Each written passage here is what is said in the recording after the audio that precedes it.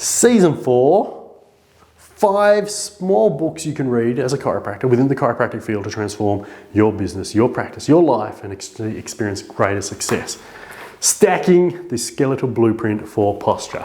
Look, this is a 85-page book, a really small book. You can read it in half a day, and it reminds you of everything you need to know about the biomechanics of the spine, certain principles and practices that you use within your consultative process to maximize the benefits of the adjustment schedule and to achieve greater clinical outcomes and structural outcomes with the spine, showing the impact that you can have and massively and dramatically enhancing and improving your success. Accessible books, really easy to read. We should be reading this stuff. We should be building our knowledge base, our skill base, educating ourselves, inspiring ourselves to impact at the highest level. Small books do that.